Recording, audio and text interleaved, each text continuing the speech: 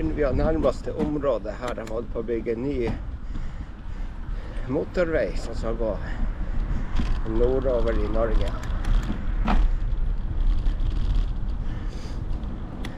Litt motvind har man i dag, men det er kjempefine sykkelforhold.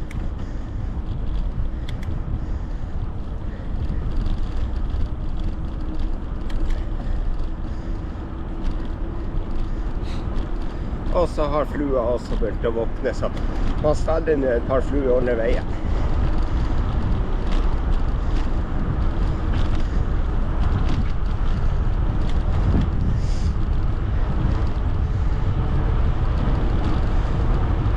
Fint at de har laget en ordentlig fin vei, sykkelvei ved siden av anleggsområdet, så man slipper å sykle der det er anleggstrafikk.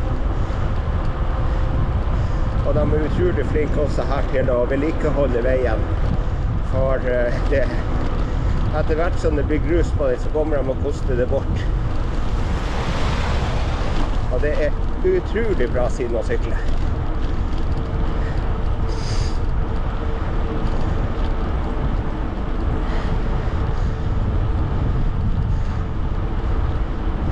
Nei, se der møter vi jo en annen syklist også.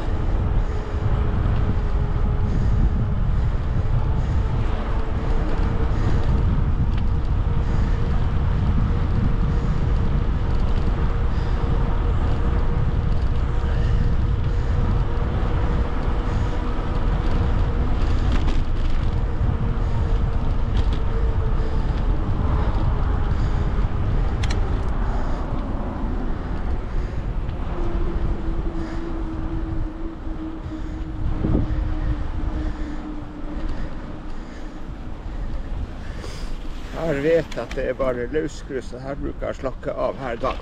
Jeg har ikke lyst til å lage til knadd og fall.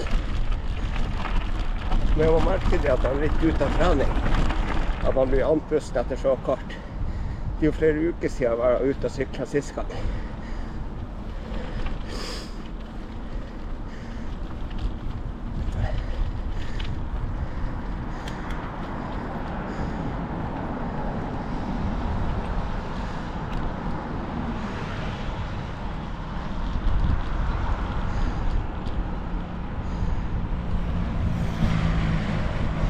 Da ser jeg det kommer en buss bakom, så da stopper vi her. Så bussen har kjørt forbi.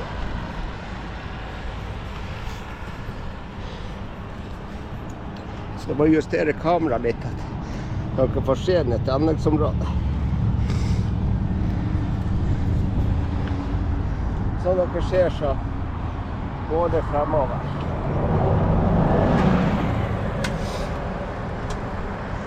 Sakte, men sikkert.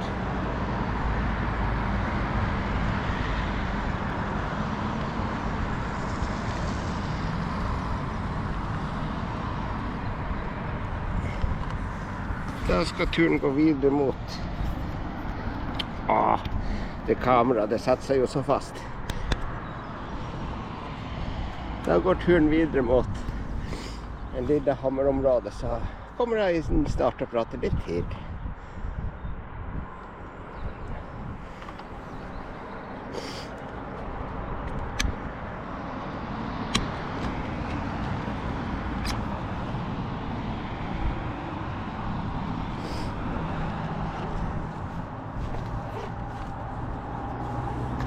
Nei, se, der kommer det tog også.